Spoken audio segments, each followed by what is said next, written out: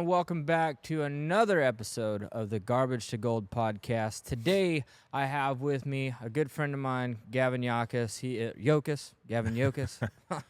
He's a member of the World Long Drive Tour, correct? That's correct, yeah.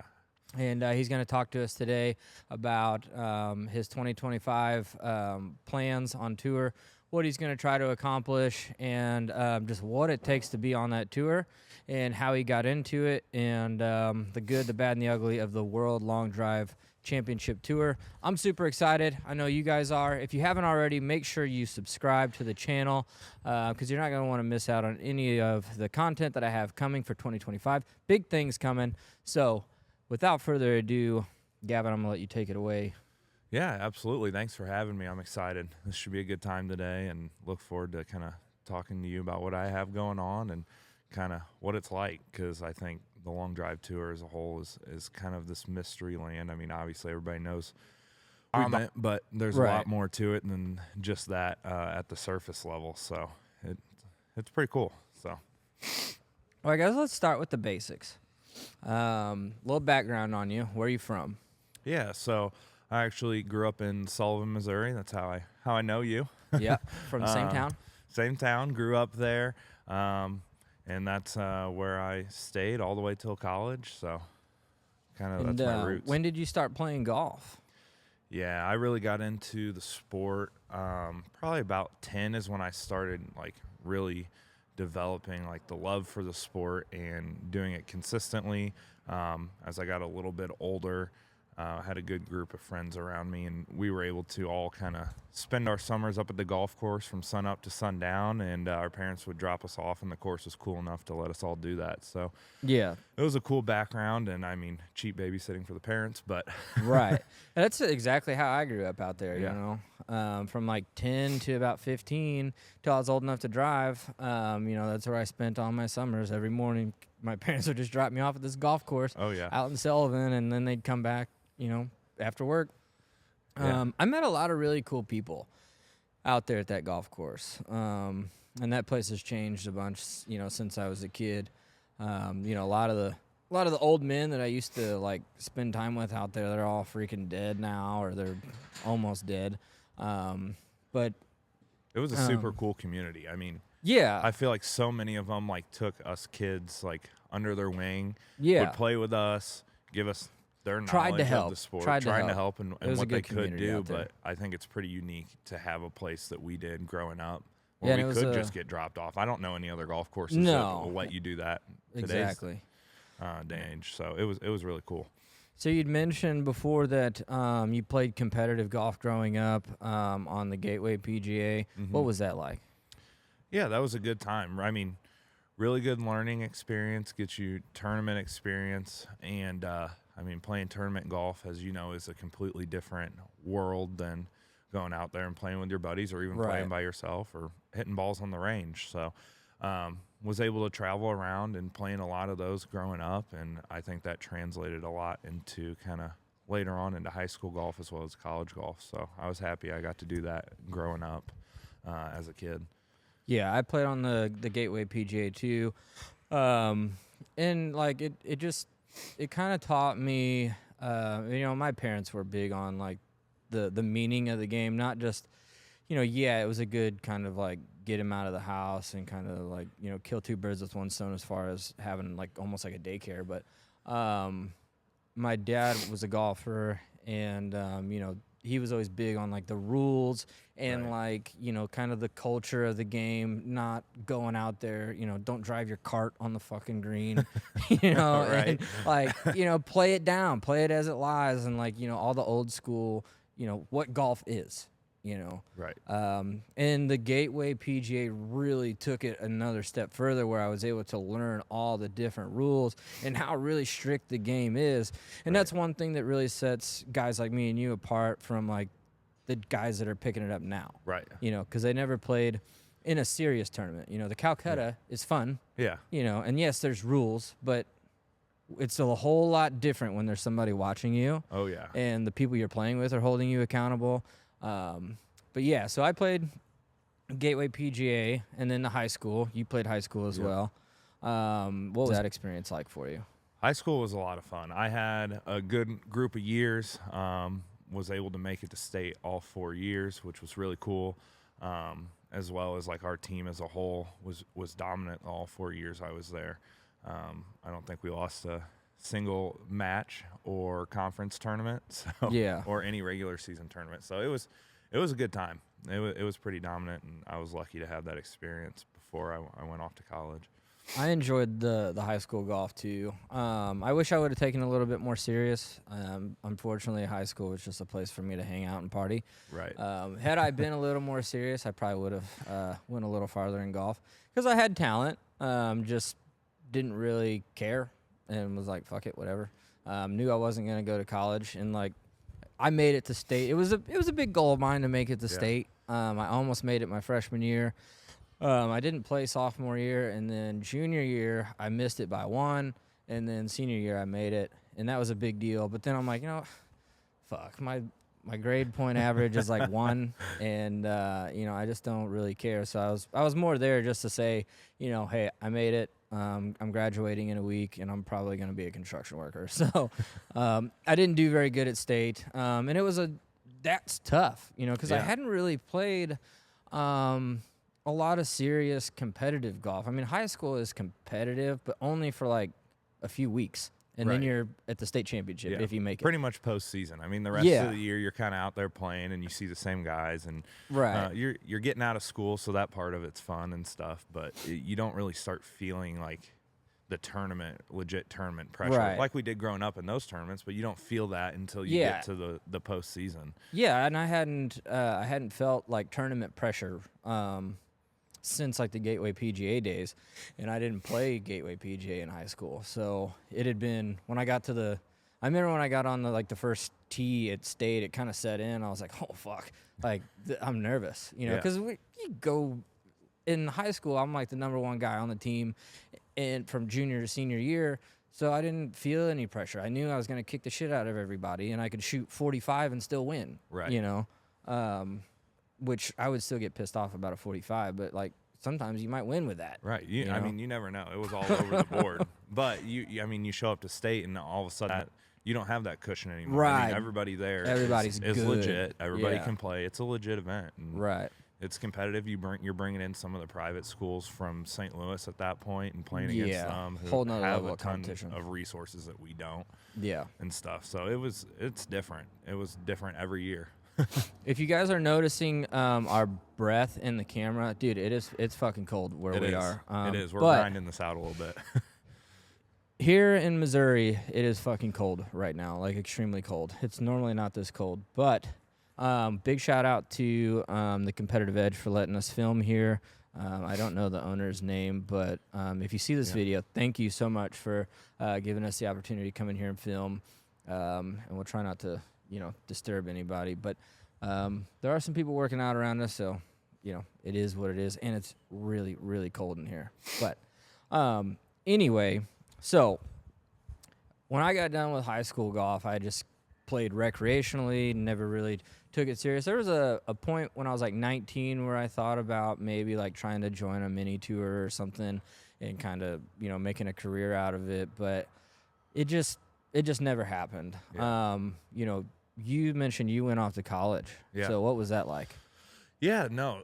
I ended up going to play at McKendree University in Lebanon, Illinois. So not crazy far away, but a little bit of a distance, and got into it there. Only ended up playing for 2 years before actually I got burnt out because, I mean, tournament golf has a whole different mental aspect to it, and I essentially got the mental yips, and for those of you at home, it's like just a mental block. When it came to tournaments, I just would, I don't know, it would just kind of all fall apart. No matter how good I was hitting it in practice, everything would feel great. So I've decided, like, if I'm not enjoying it anymore and I'm not having fun going to these events, so it's probably time to hang up the shoes and find something else to do. So I guess that's about that same time was when you found the long drive? Yeah, not yet. So at about that time, into sophomore year of college, I kind of went on a personal fitness journey. Actually, I was So in high school, the only sport I didn't play was football. So I'd never touched a weight because that was the only sport in Sullivan where they made you do any sort of weightlifting whatsoever. So at that time, into year sophomore, I was like 320 pounds, never worked out, whatever, was super out of weight. And I said, that's enough of that. It's time to get my life together. See, I don't even remember you being like that. No, I mean, it's slow progression. Partying does that to you. Yeah. Partying does that to you. The late night Taco Bell runs and stuff like that. But, Yeah.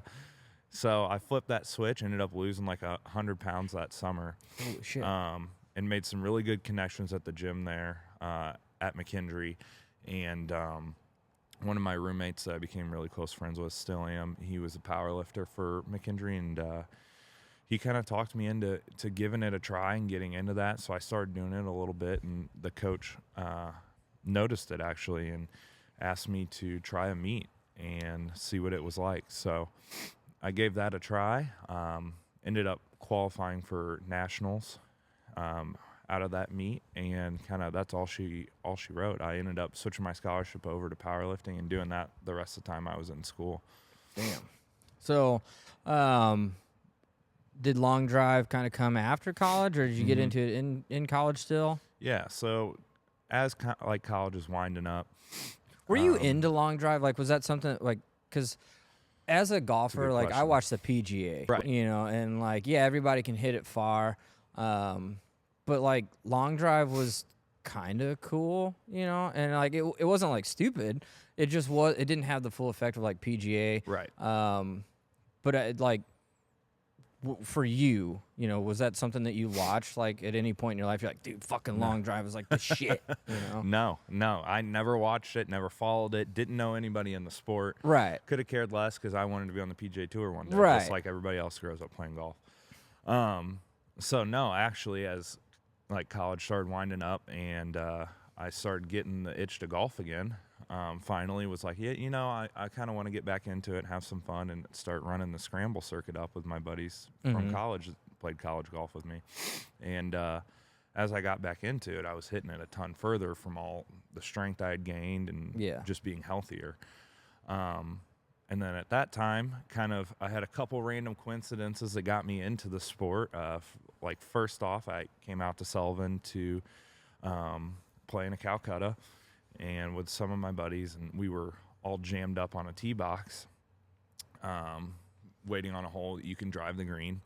And in front of us, there was a guy with his name on his bag, Wes Patterson. He's one of my good buddies on the long drive tour today. Still, we do a lot of stuff together. And we're sitting there talking. I'm asking him what he does. I mean, anybody who golfs, you see someone with their name on their bag, right? Yeah, they're legit, some way or another. And if you're not, get your name off your bag. Right, right. And so I figure out he's on the long drive tour, and he starts telling me about that and stuff. And I'm kind of telling him, like, that sounds really cool. I'd kind of be interested in getting into that. Kind of talking about how far I hit it and stuff. And then we get to hole 15 there, which is a big dog leg ride. Yeah. You got to go over a bunch of trees. And if you can bomb it 360-ish, 370, you can pretty much get there. And like I said, I was in the group behind Wes, and he's up there on the green, and I absolutely caught one and hit it up there on the fringe. And we drive up there, and I'm like, of course, apologizing because didn't mean to hit into him. Thought we waited a while, and he was just like, "That's badass, man." Like, okay, if you can hit it that far, yeah, pretty much. Like, he saw it firsthand. He goes, "No, hold up, like." You have some legit talent, and you could probably do something like this if you were interested. So then on the 18th tee box, when I walk up there, there's a driver head there sitting there for me from him, and it's a long drive head. And pretty much after the round, I was like, thanks for that. Like, you didn't have to do that, whatever. And he's like, I'll see you out there. So that was one of the situations that kind of sparked it. And then not too far apart from that, I went to like a local veterans charity event at Top Shooters in Columbia, Illinois. They were doing like a simulator long drive event to raise some money and stuff like that. And Pink Whitney sponsored it, so they actually had like a cash prize. And at the time, my buddies were like, you should just go do it for fun. Like, worst comes to worst. I mean, I'm just going out of college, obviously. Everybody's broke at that time. I'm like, I would take $1,000 cash. That's awesome. Sure. And went there, ended up winning that, and becoming really good friends with Reed Lowe, who's Blues alumni player. Hall of Famer, and we're still friends today. But he had some conversations with me after that about like, hey, like if you got the talent in this, like you should at least pursue it. Like don't You can waste hit it a long way. Yeah. You've got a golf background, good technique, Yeah. which is probably one of the harder things for guys that didn't grow up playing golf, like the guys that get into long drive from like baseball or football or just straight up powerlifting or something. The technique is probably the hardest thing to learn, how to even connect with the ball, let alone do it, when you're swinging your fucking hardest.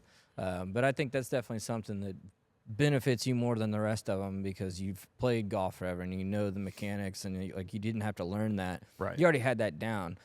So, I can see why they were like, hey, you should definitely try this. Yeah, so the combination of those two things is kind of, what set the ball rolling, and then it kind of just all grew from there.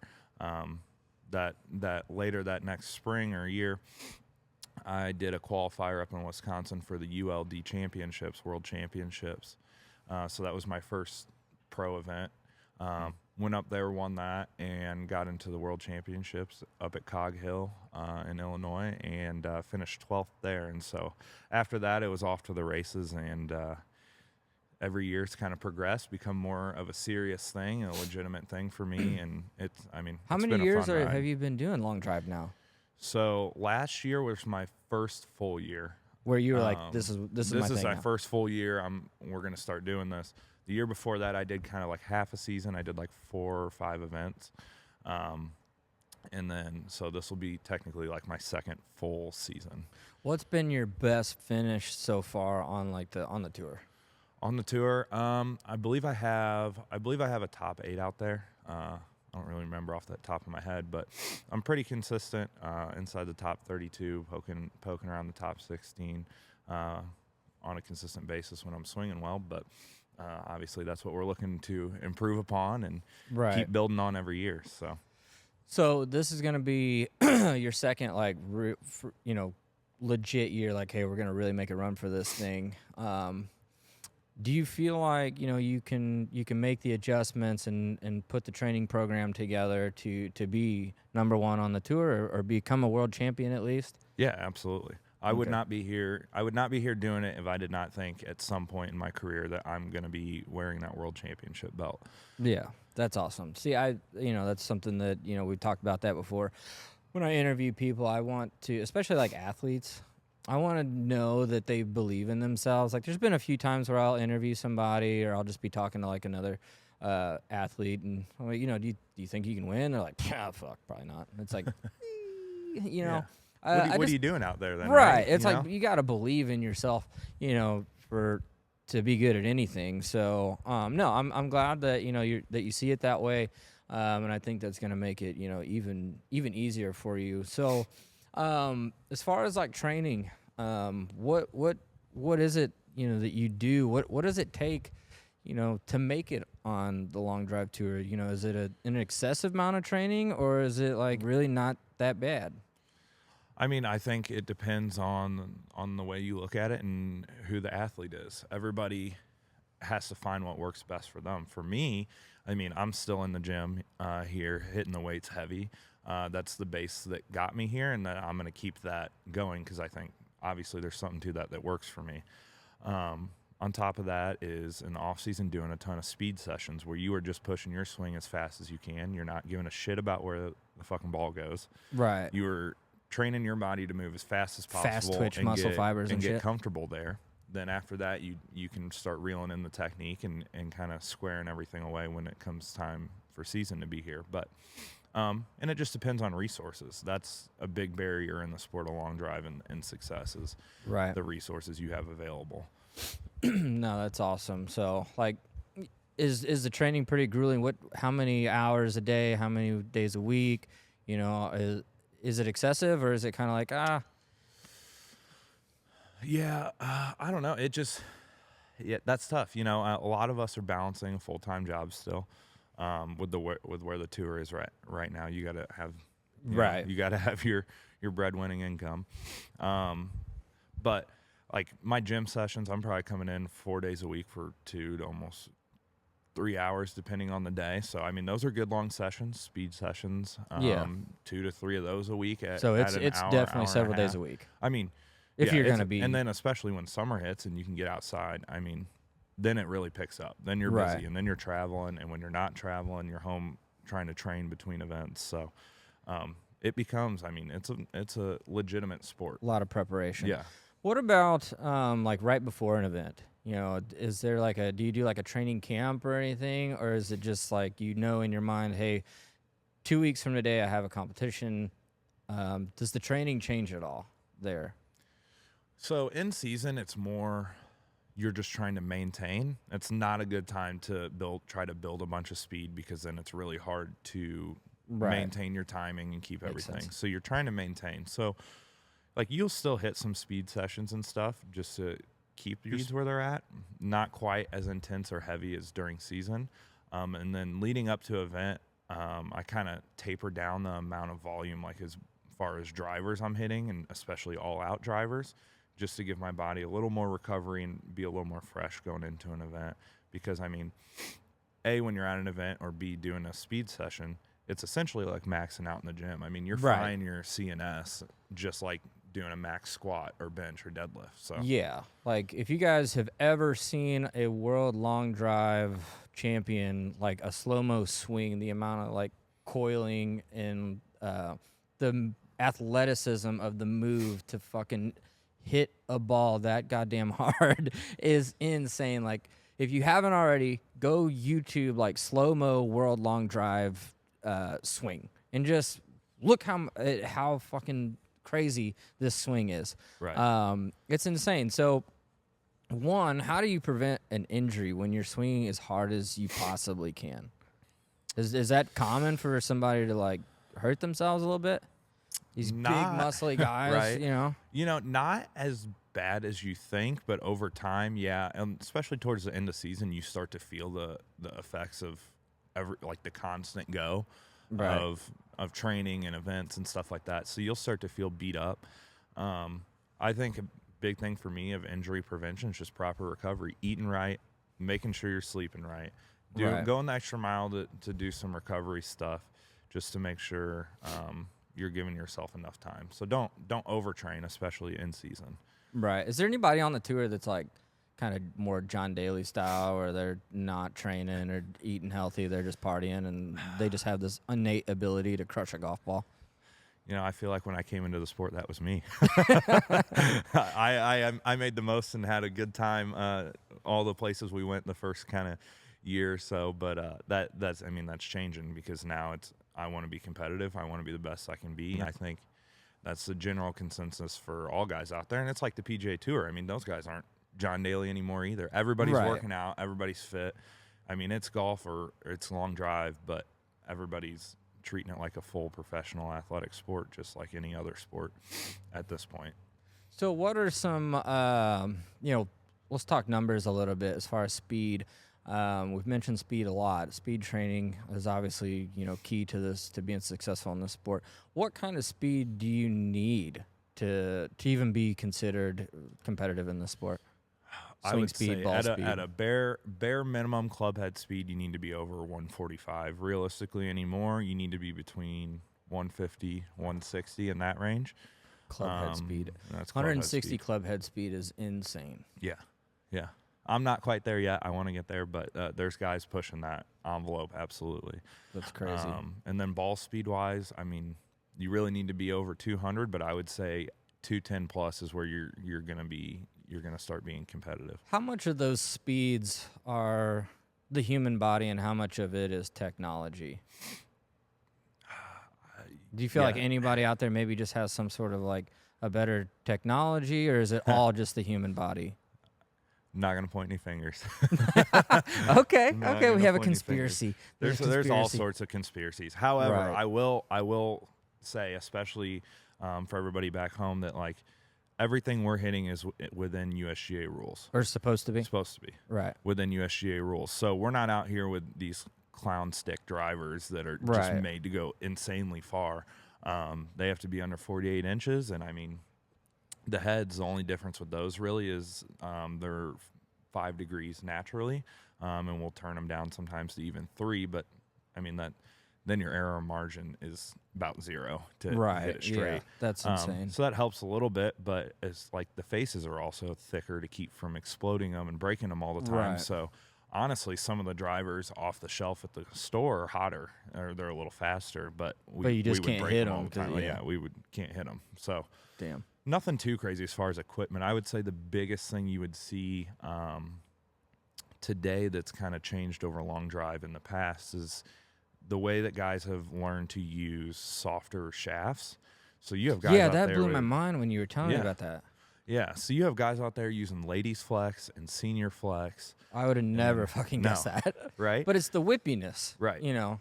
Which I would say technology plays a point in that too, that the shaft, the way that they can build shafts now is better, so they're more durable. You're not, I mean, Right. guys are still breaking them, Yeah. but it gives the ability for us to swing those and be efficient with it and more inconsistent. Now, that takes a very technical swing.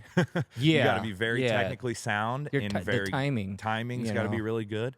That's not my forte. I'm more of a overpower Hulk smash. I just want to get juiced up and fucking hit the shit out of the give ball. Give me the stiffest Right. fucking baseball bat shaft. Right. You But know. I'm moving that way, and that's what I got to do is become more technically sound and be able to kind of adapt some of these new strategies and be able to switch back and forth depending on conditions and stuff like that to make myself competitive everywhere we go. Right. No, it's very interesting. Just seeing how, like, you know, the technology, the human body, how it all kind of comes together. So what's been your worst experience on long drive so far? Like, have you had, like, just a fucking, goddamn, this sucks? Probably last year. So we had a big event in South Carolina. It was one of the events on ESPN, so we consider it a major. Right. So more world ranking points, all that stuff. So you're going to do everything you can to get there. Well, there was a bunch of weather that came through, blah, blah, blah. I had to hit it 8 a.m. Saturday morning, was flying out there Friday. My flights got delayed. There was no way I was making it if they got canceled. I was able to get a flight out of St. Louis finally. I think we took off at like 11 or something crazy, 10, 11. And then I had to get, I was supposed to get a connecting flight in Charlotte and then take a little quick 1 hour flight down to where the event was. Well, that connecting flight got canceled. So not only am I getting to Charlotte late, I pull in, then I got to it ended up being about a 2-hour Uber down to where this event was. We end up I pull up into the hotel at about 5 a.m. and have to hit at 8. Dude, and had not slept. I had been sitting in the airports all day. Right. And so I mean, there was no point in sleeping at that point. So I ate some food and grabbed a bunch of energy drinks and tried to make it work, and it did not work. Right. I just had nothing in the tank, and It's didn't go crazy well. how, you know, shit like that happens. It's like, hey, this is a big event, and it was probably like one of your first big events. Yeah, You know. one of them, yeah. And you know, you're obviously wanting to make an impression, and then something like that happens. Like, that's life. Yeah. It's like that Murphy's Law, I think they call that. What can go wrong will go wrong at the worst possible time. Right. You know. That's what it felt like. Yeah. I have Around a every friend corner. that I call Murphy because he's just that. When he's around, it's like, oh God, he's gonna fuck something up here in a minute. Yep, there it goes. Yep. All right. So that was your worst experience, which, you know, doesn't sound too bad. You didn't shit your pants on TV or anything. No, not You know? yet. Yeah, But could have been worse. could have been worse. What's the worst thing about being on long drive? Like, is there parts of it that just suck, or is it all good? No, it's not all sunshine and rainbows. So, I mean, it's an elite sport. I mean, I'm 37th in the world right now, and I've trained my ass off to fucking get here. And we're traveling every other week all summer, away from our families, away from our friends, training all the time. I mean, you're making the sacrifices that any other professional athlete would. And then when it comes down to, is it worth it? Right now, with where the sport is, there's not really any money in it.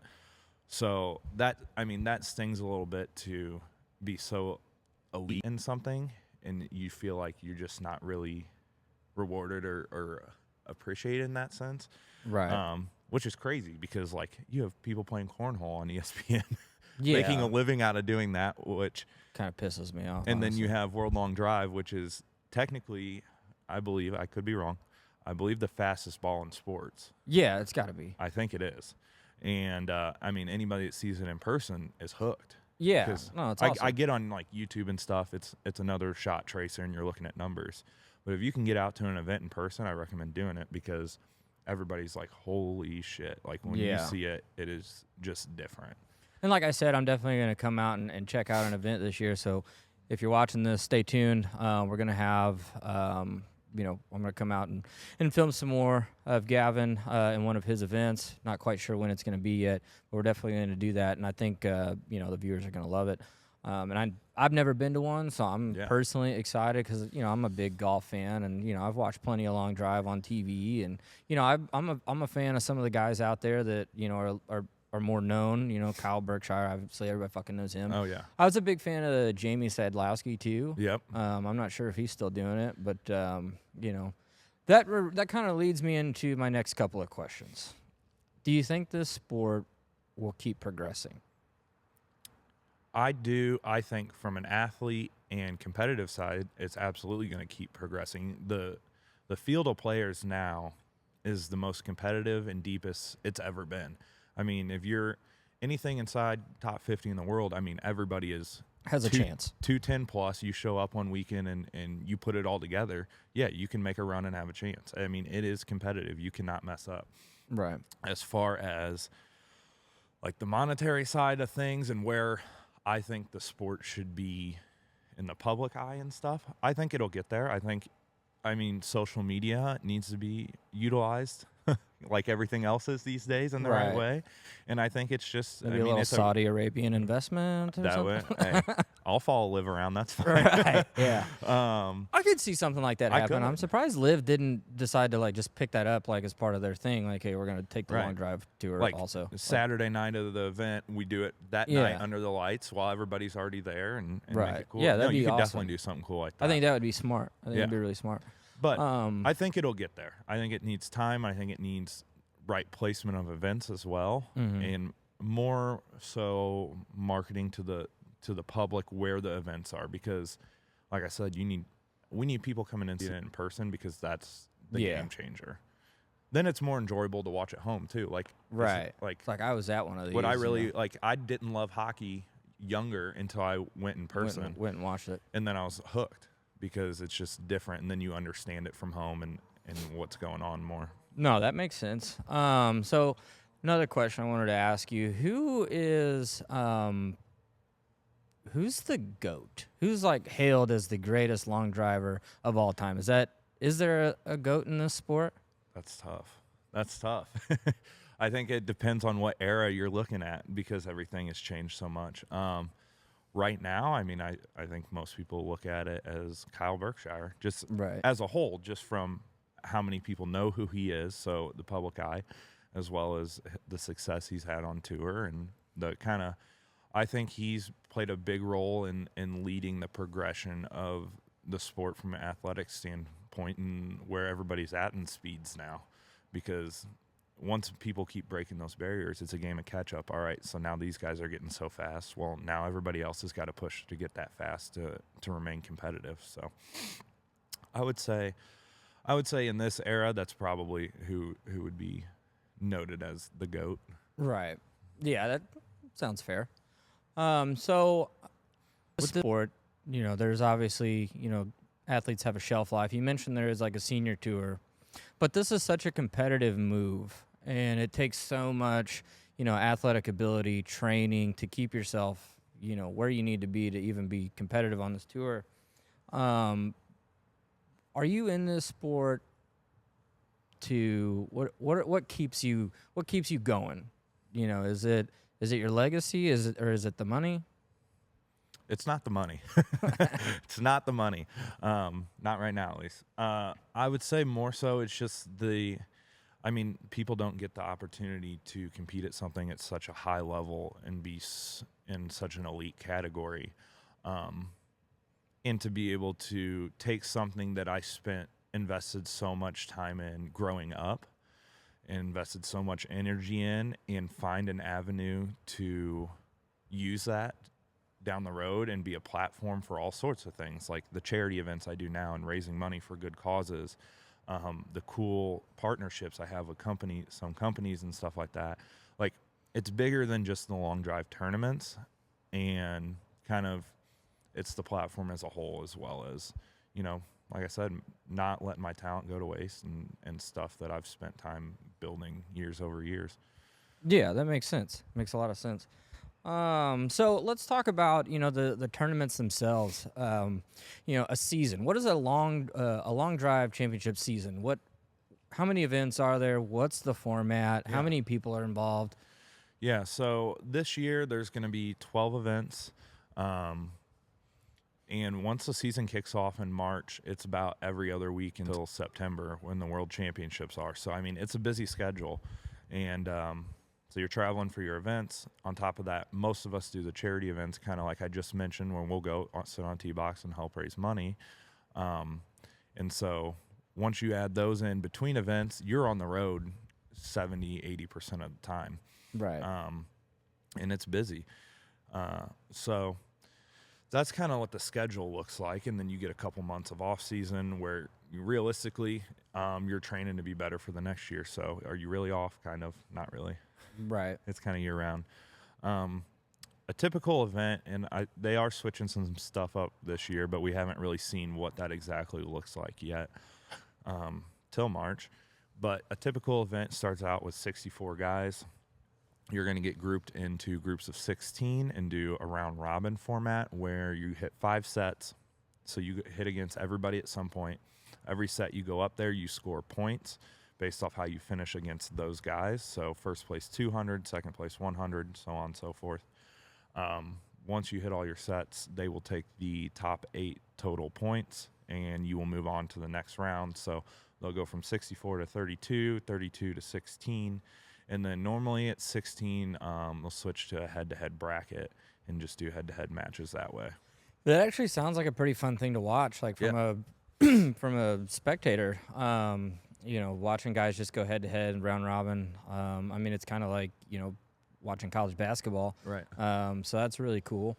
Have you ever went head-to-head with with Kyle Berkshire in any of the events? Oh yeah, So it's I've you hit versus against him him? I've hit against him a few times. So Is there any nerves or anything with some guys, like if you know them and you've seen them before, as opposed to like competing against somebody like I don't even know that guy? Not for me.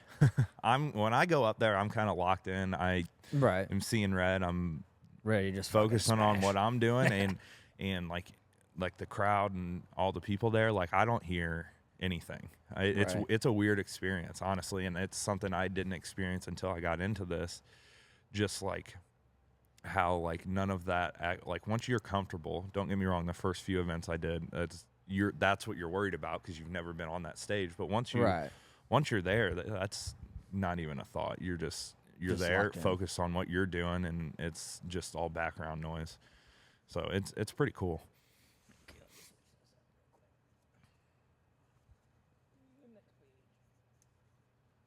And we can edit this out.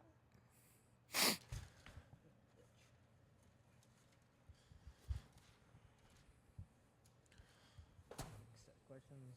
Only got a few left, so we'll wrap it up pretty quick. It's getting fucking cold. Yep. It's not too bad though. I was colder last time. Okay.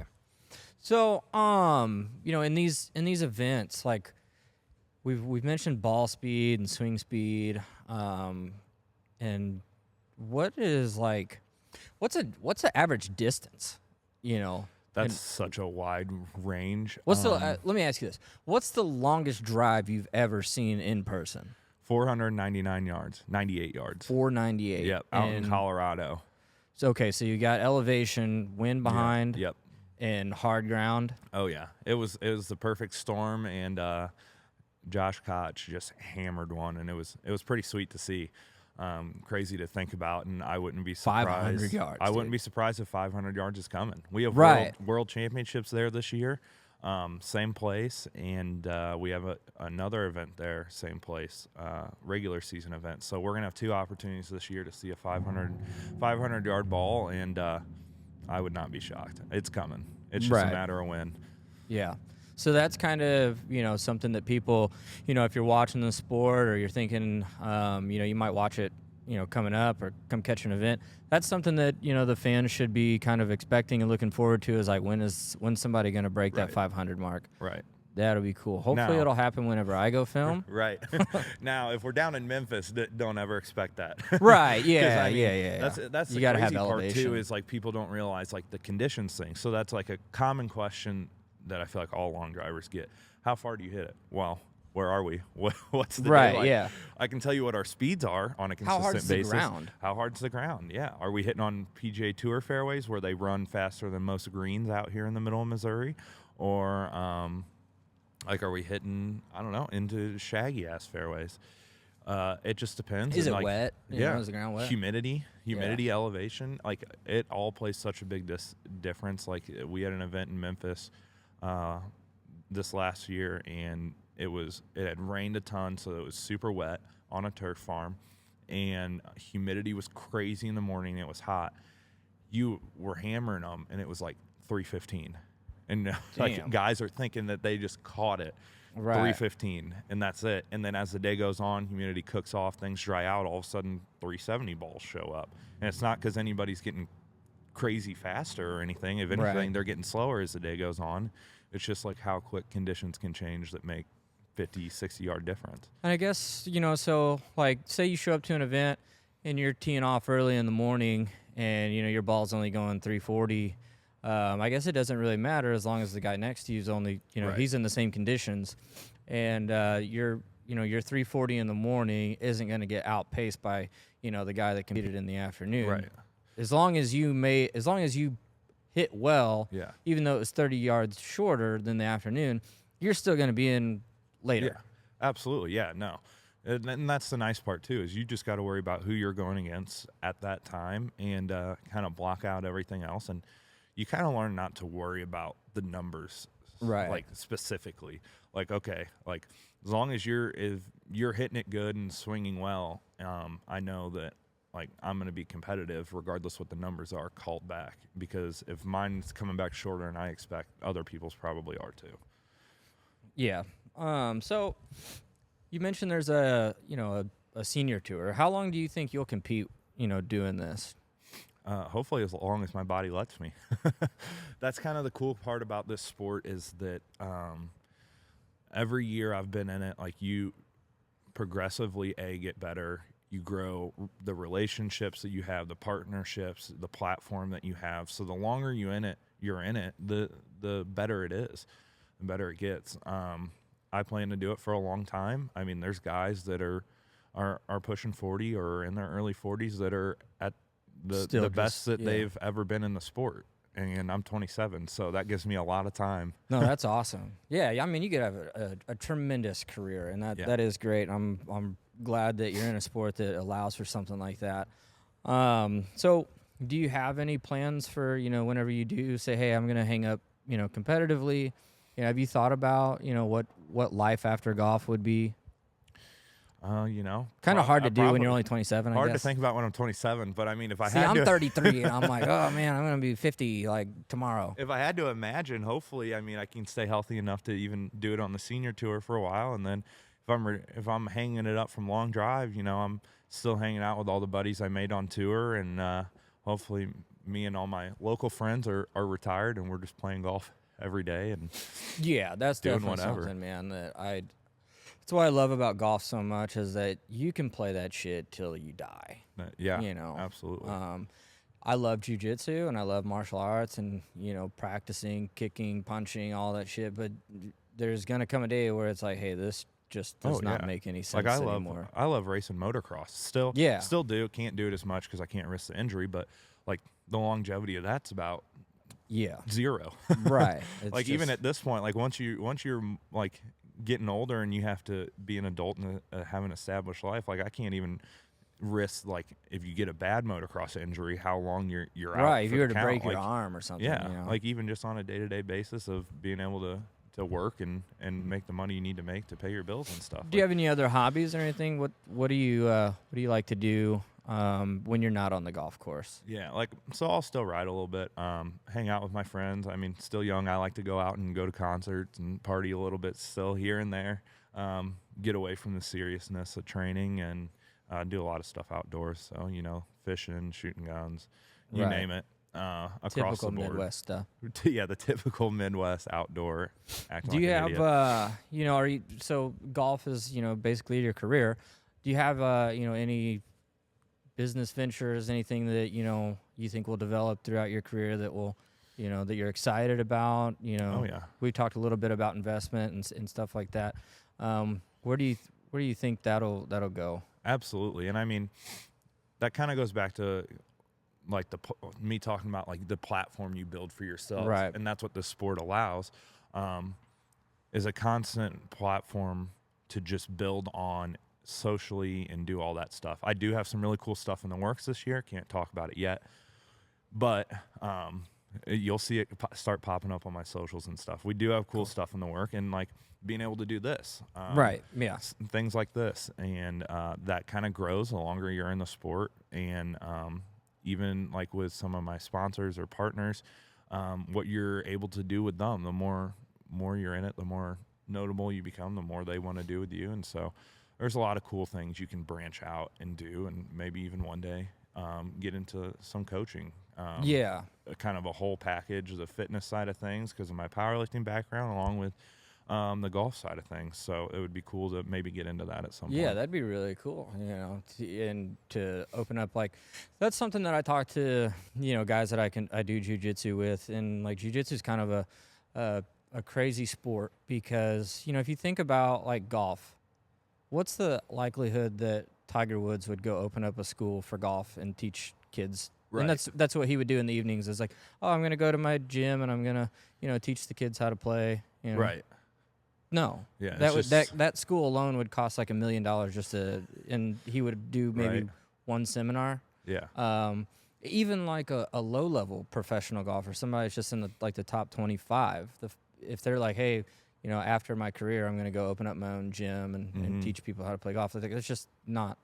Yeah, I mean, if they're famous, if they've achieved any level of fame, I feel like there's a certain threshold there where it's not worth the time. And like most golfers, if you learn golf from a professional, it's probably like a dude that never played on PGA. Yeah. The likelihood that somebody is going to learn and be taught golf from somebody that was actually good on tour is very unlikely, unless you're related to them. Right. That's or you have true. millions of dollars. But with jiu-jitsu and like even with, your sport, if you wanted to go that way, with jiu-jitsu, like these guys, after they've won world championships, that's what they do to go make money is they go open up their own academy. I think that's really cool about that community, honestly. Yeah. And you can literally go and train and meet the best guys in the world. Like Gordon Ryan, number one in the world, the most popular jiu-jitsu guy ever. If you want, you can go train with him tomorrow. You can just go to his gym and, say, hey, what time does he run his class? And, he's probably going to fuck you up, but like, hey, at least you got to train with him. Yeah. And not just them, there's a lot of UFC fighters that are in gyms, it just depends on where you go. Like they're in those gyms, and even if you're not a professional, you can still go and train with those guys and learn from them. In baseball and the NFL and NHL, like you can't. If you're trying to learn hockey, you can't go train with the Blues. Yeah. If you want to learn baseball, you're not gonna go. You're not gonna learn from Albert Pujols. He's not just down the street running a gym on how to hit baseballs. Right. And that's what I think is really, really cool. And I wish that professional sports and professional athletes would do that, have the compassion to say, hey, I'm a super famous person and I've won, I've reached the highest of the high, but, I'm going to open up this school and that's what, we're going to teach kids how to play baseball. Or, Yeah. No, I mean, that is cool. And it's rare to have those. So it's cool that we're both part of communities that do that. And it's like with Long Drive, like, we want more people in it. We want more people to do it. So, like, if someone reached out to me and is like, hey, will you teach me or Yeah, whatever. come teach a seminar, come do a class. Come do or just meet up with me on a driving range. I'm going to find time to do that. Like, that's cool. That's awesome. I want to spread any knowledge that I have and spread the game, not only long drive, but golf too. I mean, just golf as a whole, I think is good for everyone to get into. Golf is a really, really great sport, and I'm glad that it's something that I picked up. And I think it made me a better person and kind of kept me away from getting too far gone whenever I was partying. Right. It's just being around people like that and not wanting to, go down the wrong path and be looked at, by people that I looked up to. Right. Where maybe if I didn't have that, maybe I wouldn't have cared. So I am glad that golf was a part of my life, and it definitely had a good positive impact. So anyway, I guess, you mentioned some social media stuff. How can people find you? Do you got an Instagram or YouTube channel or anything yet? Yeah. So my Instagram is bigiron_golf. Go check that out. I'm going to hopefully be doing a lot more on there this year. I'll admit I'm not the best with that stuff. It's a lot to keep up with on top of training. But I am going to be doing better with it. So any ideas as well, shoot them my way and we'll make some stuff. But and then my Facebook is just my own Facebook. So Gavin Yociss, hop on there. And that's kind of the two platforms I'm running on right now. And cool. Maybe start a YouTube at some point, but yeah, you got to have time to do that. So. Right. No kidding. All right. Well, that pretty much, wraps it up unless you got something else you want to talk about. No, I appreciate you having me out. Yeah, man, it was on fun. Here, and it's really cool. So you got a lot of cool people on here, and I hope keep getting some good audience. And yeah, I'm looking forward to coming out and, checking out one of these events and filming that and doing more vlog stuff. So for the audience, make sure you subscribe, like, and share this video. Follow Gavin on Instagram. Follow the Garbage to Gold podcast on Instagram. And, just, share it away and stay tuned for the next video. That's where we'll catch you guys. So peace out. Sweet. Thanks.